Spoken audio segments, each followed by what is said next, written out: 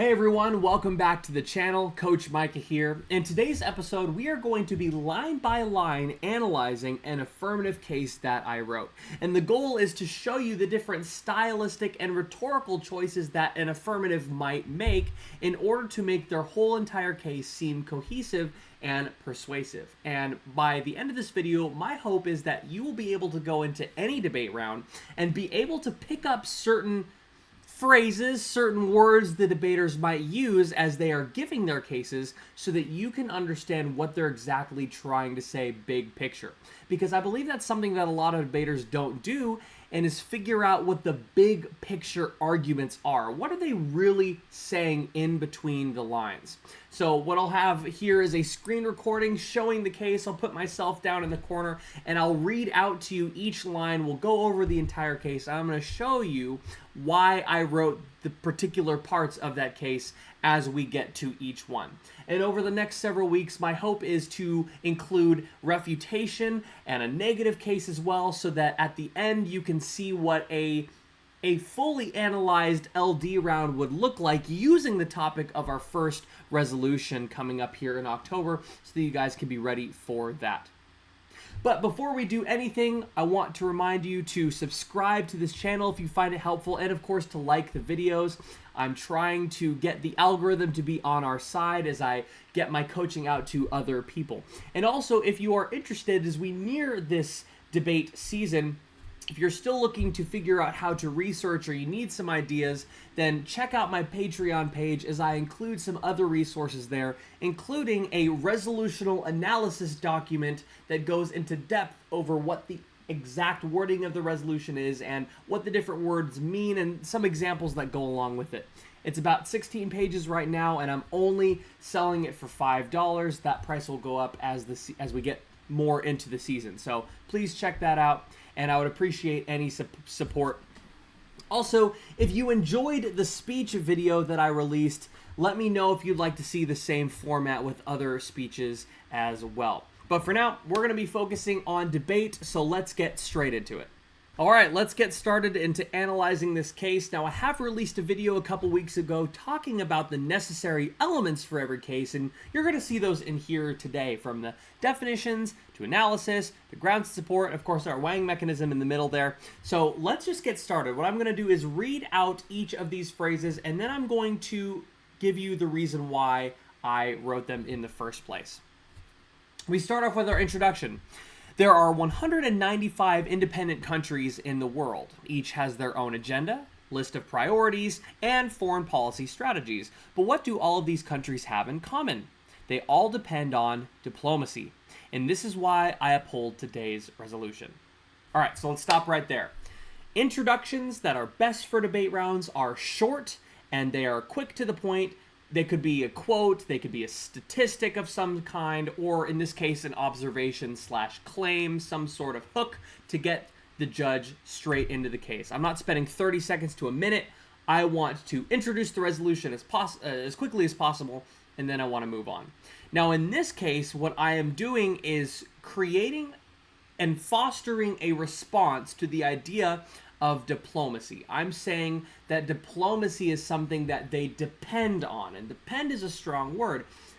They rely on diplomacy. So I'm creating a reliance on my side of the resolution, which will help play into the idea of it being more effective than military intervention. So this is why I uphold today's resolution. Resolved, in foreign policy, diplomacy is more effective than military intervention. That's the resolution. I want to read out the resolution. Next, I go into the definition. So let's get straight into that there. We start with the definition of foreign policy, which is a government strategy in dealing with other nations. Now, you'll notice I do not have a dictionary definition here for this definition. This is just something that I came up with, and it's pretty much a mirror of all the other definitions of foreign policy out there.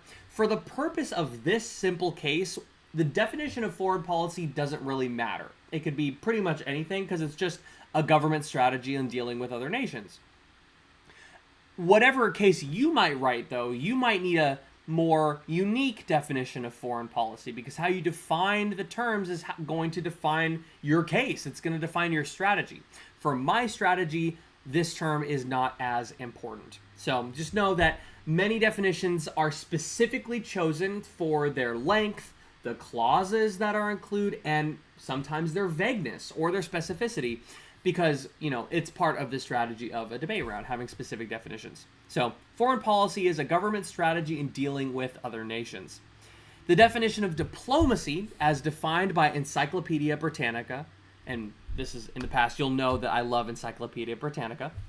They say, quote, diplomacy is the established method of influencing the decisions and behavior of foreign governments and peoples through dialogue, negotiation, and other measures short of war or violence. Now, this is really important here, okay? So the reason I landed on this definition for this case is because I want to rule out things like military diplomacy, which is the idea that you are using active threats against other nations in order to basically force them to be peaceful.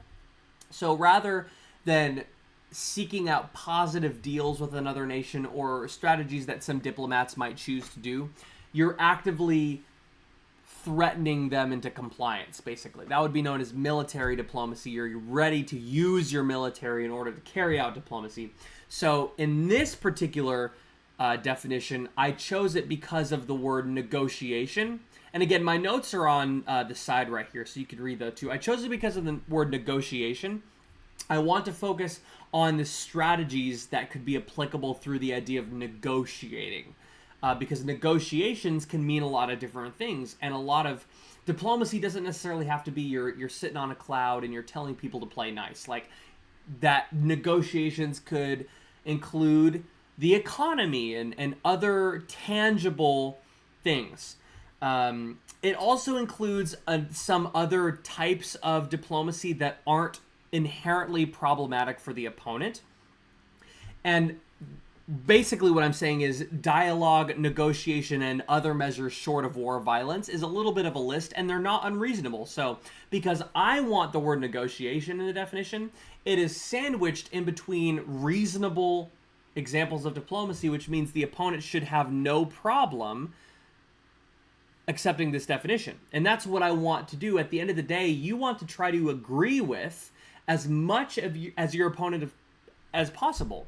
You want to agree with everything that you possibly can, and the reason for that is if you're going to have case-winning, round-winning clash, you got to be able to just sweep everything else under the rug, or just say, yeah, my opponent and I are in agreement with this. That makes the judge's job way easier. So this definition is designed to help me, but also designed to be something that the opponent can agree with. Next, we have the definition of military intervention, and I use a definition coming from the Department of Defense. And in this case, make sure you guys follow the rules when it comes to citing sources and cases. The next definition we have here is of military intervention, and this comes from the Department of Defense.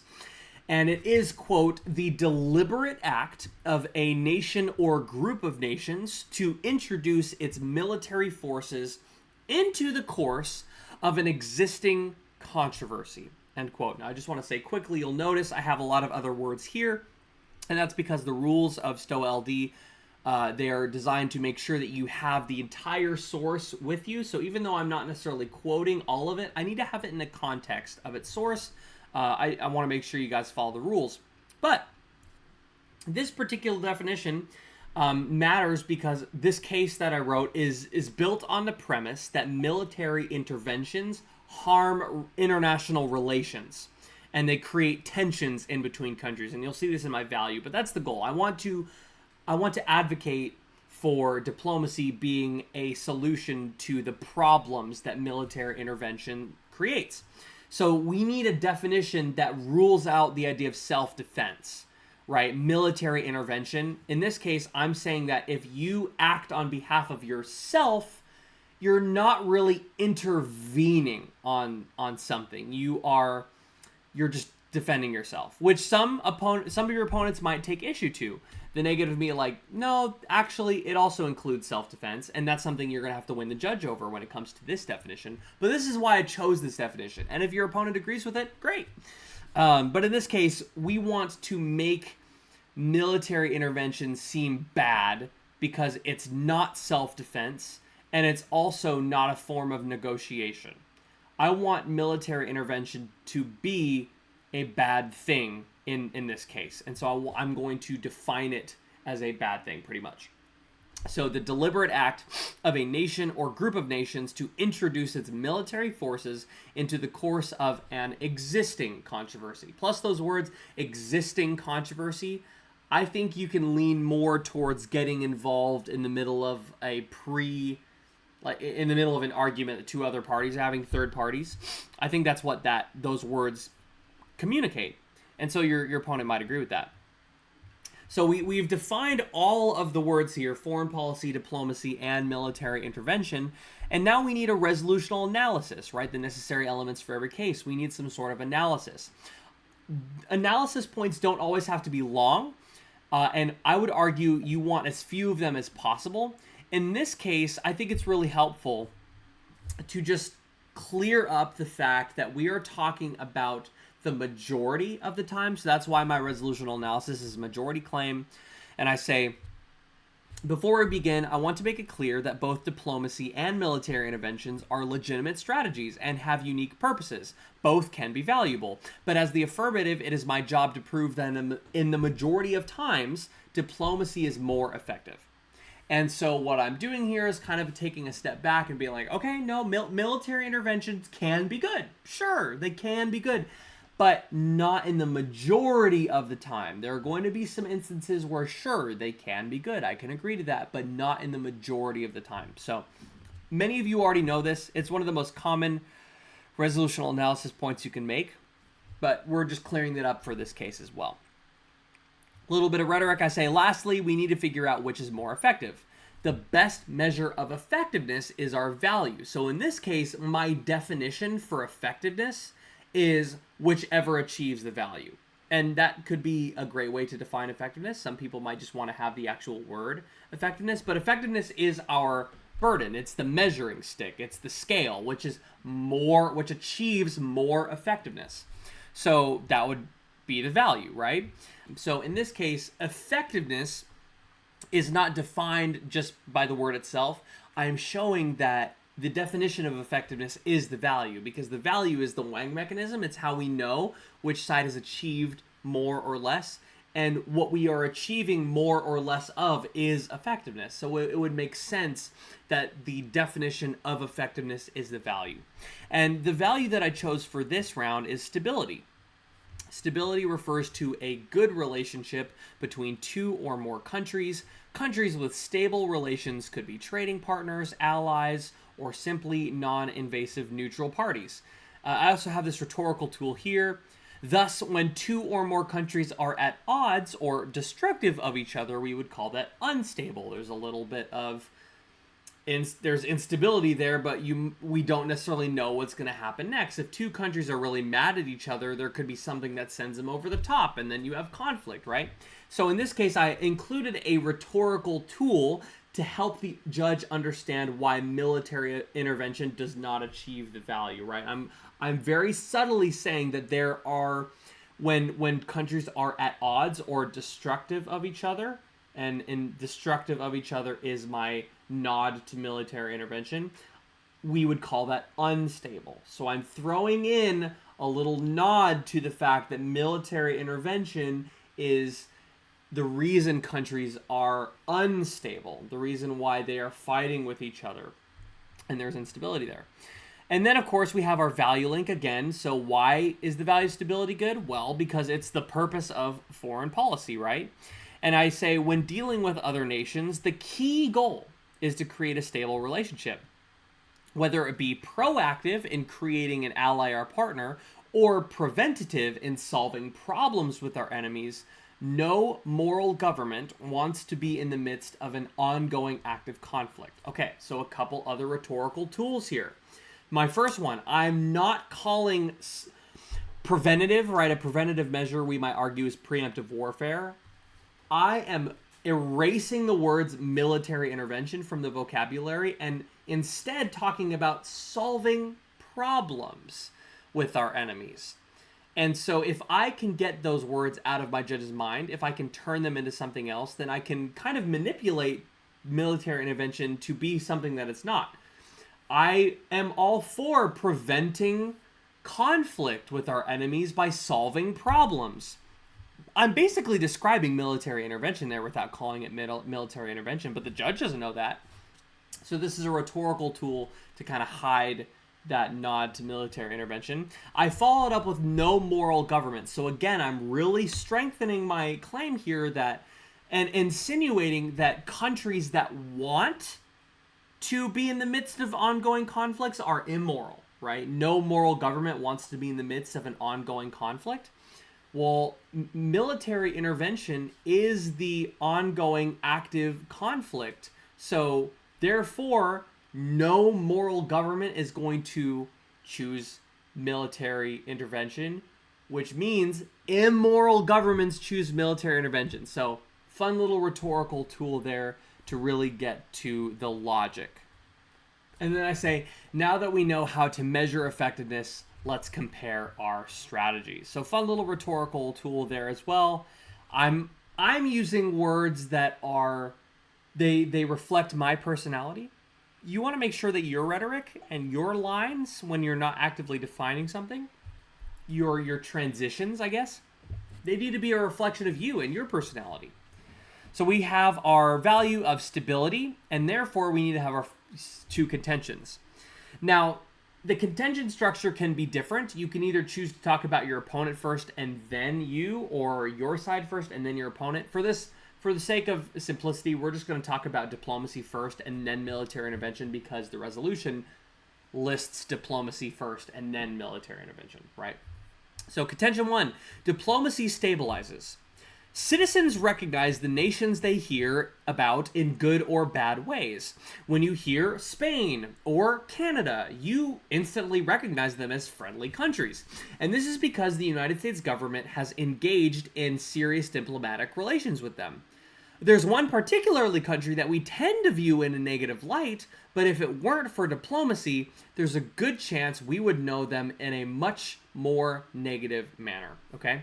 So before every application in a contention, you have to have some sort of oral argument or oral roadmap in a sense. You're basically making a claim that your application will actively support. So in this case, I'm claiming that the reason so many countries are peaceful when we hear about them is because we have engaged in diplomacy. And again, that's a throwback to the intro when I talk about out of the 195 countries, all of them want diplomacy. And then I say, but there is one country that we would argue is, in this case, I used to have the word enemy, but we would argue that this is a country that we would have many more problems with if it weren't for diplomacy. So let's get into it. The application of ping-pong diplomacy. Now, a quick note here. You'll notice all of my tags are relatively short, and that is because the judge is going to be writing down everything, hopefully, especially the tags that you give them. So you want not only your tags to be short, but in this case, you want them to be memorable, because the judge is going to forget all of the words that you said in your round. But when they're going back and they're looking at their ballot and they're looking at their flow, they're going to see, oh yeah, he talked about ping pong, and that's going to recall the application you talked about. So make your application tags memorable. We have, after the conclusion of World War II, the United States, China, and Russia were locked in a Cold War. Tensions rose to the point where people feared nuclear war. If any country were to act, there could be dire consequences. It had been over 20 years since the United States and China had any positive communication or trade, for example. But after kindness displayed between American and Chinese ping pong players at the 1971 World Table Tennis Championships in Japan, President Richard Nixon visited China and was able to work with their government and acknowledge their differences, as well as begin trade. And Chinese-American trade has grown our economy by hundreds of billions of dollars ever since.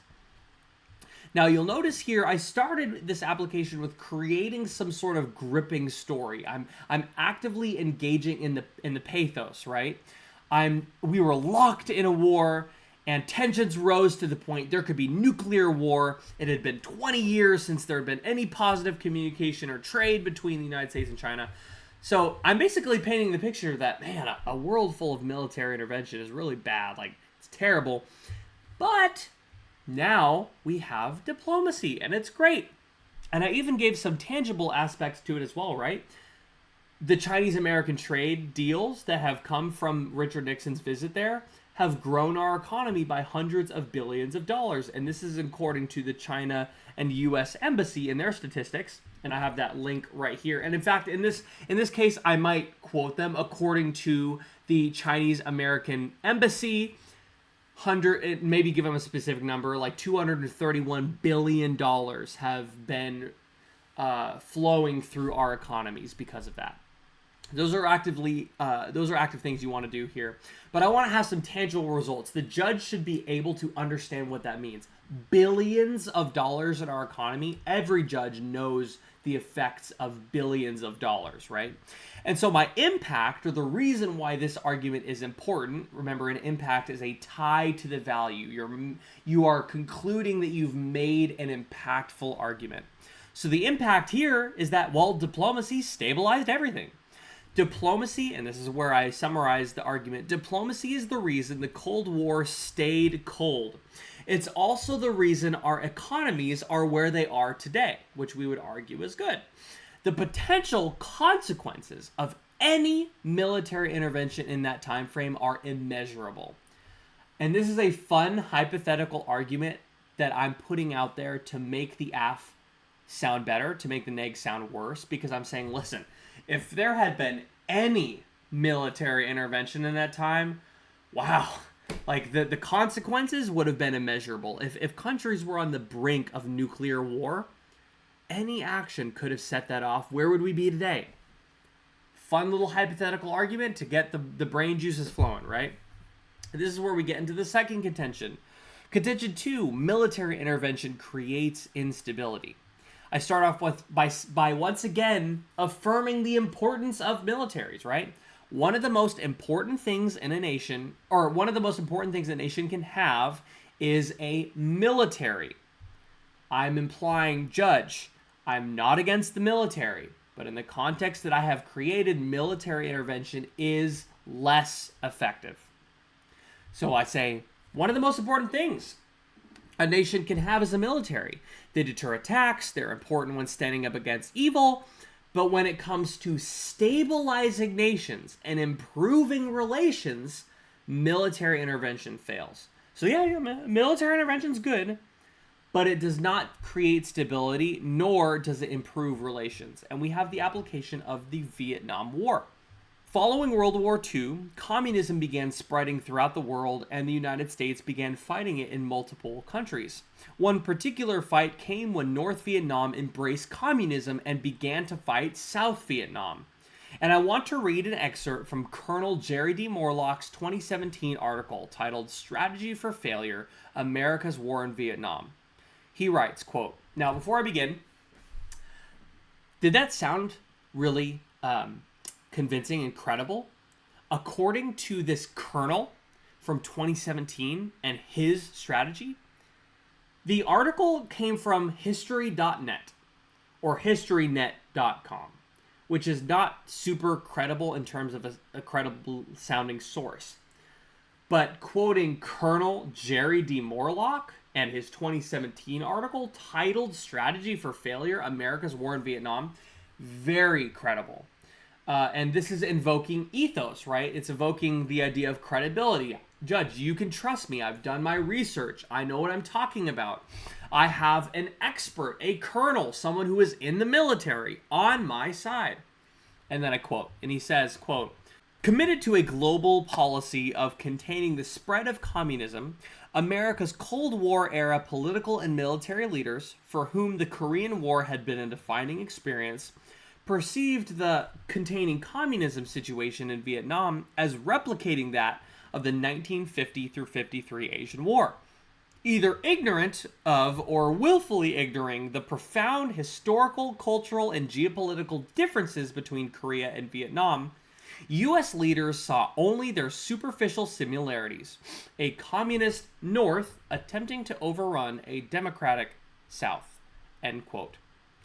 Rather than prioritize diplomacy and attempt to engage with non-communist leaders, empowering them and supporting them financially to win over desperate locals, the USA took the military intervention approach. Now, here we are. Our claim here is that diplomacy can combat terrorism. Rather than prioritize diplomacy and attempt to engage with communist leaders, or in this case, attempt to engage with non-communist leaders. So I'm implying that diplomacy can stop communism. That's a really big claim, and you have to be ready to explain why that is in cross-examination or even in rebuttals, because I'm sure your opponent will have issue with the fact diplomacy can stop communism. Because communism needs to be fought on the front lines, right? In this case, the logic here is that you back non-communist, like you back actual good leaders. And if they have the backing and support, then they will win over the communist leaders. So you kind of have to out-popularize. Yeah, you have to become more popular than your commie brethren, right? So I'm making that claim. Be ready to support a claim you make. So anyways, they could have engaged in diplomacy, but they didn't. And the consequences, the result, $138 billion spent in the war, over 1.5 million casualties, including 46,000 American military personnel, and the rise of communism in Vietnam, according to QC Almanac in 1975. What were the results of military intervention, Judge? Well, let me tell you. $138 billion, over 1 million lives lost, and communism still spread. That's complete failure. If only they had chosen diplomacy, right? And then I say here, it would take another 30 years before diplomacy was prioritized again between the United States and Vietnam. And now, thanks to diplomacy, like China, Vietnam is a stable trading partner. So I'm following it up with an appeal to emotion here. Wow, Judge, it would be another 30 years before we'd finally be able to have another ally in Vietnam. And now, thanks to diplomacy, they're amazing. We're stable with them. They're a trading partner. We love them, right? So I'm actively calling on the idea of diplomacy is the hero here. Military intervention ruined everything until diplomacy came in and solved the problem. And this means that our impact is that diplomacy is more effective, right? It is tempting to think that if a country seems to have the means, they should intervene and try to sway the outcome, especially if you're fighting communism. The problem is that military intervention is not effective and does not lead to stability. Diplomacy is what creates stability and is therefore more effective. So here, again, I'm acknowledging, yeah, communism is bad, and sure, we might have the means and the financial support and the strength to engage in an act of military intervention, but it won't work. We need to have diplomacy instead. And I end this case with a summary here, a logical syllogism. Military intervention is not effective because it does not lead to stability, but diplomacy does lead to stability. It creates stability and is therefore more effective. So just a summary of logic here. And that's the very simple affirmative case that I wrote. You're probably going to see similar applications. And I believe we talked about the Vietnam War and ping-pong diplomacy in one of our earlier videos, or at least mentioned them.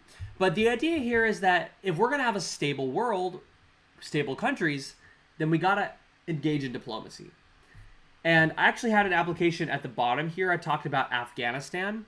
And in this case, I talked about the terrorist attacks in 9/11, how we began to fight the Taliban and take out Osama bin Laden.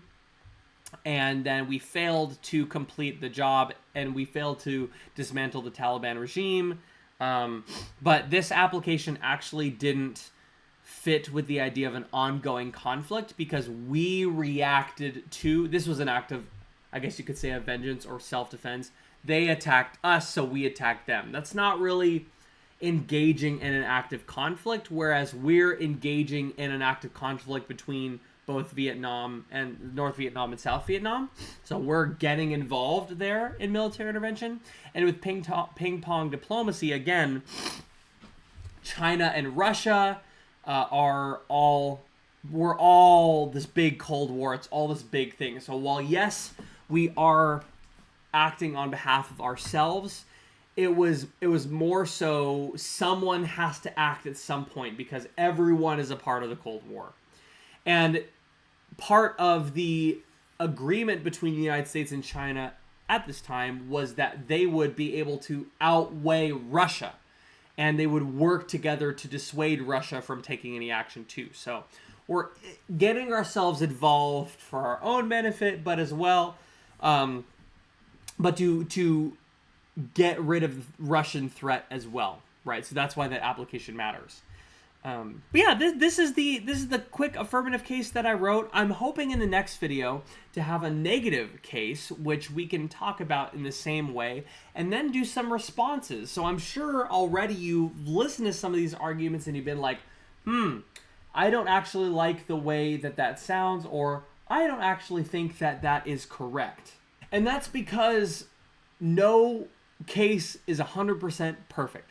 You could write many different cases and come up with many different claims, but at the end of the day, you could still lose. And that's because it's your ability to present, persuade, refute that matters most, not just the case that you bring up. So I'm sure this case could do pretty well at any tournament, depending on who's running it and how you understand it. But now I've shown you how to understand a case like this. What do the different rhetorical tools mean? Why did I choose that phrase? How long should the applications be? I haven't timed this case yet. I imagine it's probably around the 5-minute mark, maybe a little bit longer. So there could be time to add in maybe one more application, right? But I hope this analysis was helpful, especially as we get closer to the tournament season. You all should be writing cases right now, if not completing them. And if you are interested in debating me or running your case by me, don't hesitate to reach out. I'd love to be able to help you out with it. Then email me at coachmicadiaz@gmail.com. I am ready to help you guys out. But until next time, I will have another video out, hopefully next week, again, analyzing the negative aspect and responding to the affirmative case. I hope you guys have an amazing day, and I will see you in the next video. Thanks for watching.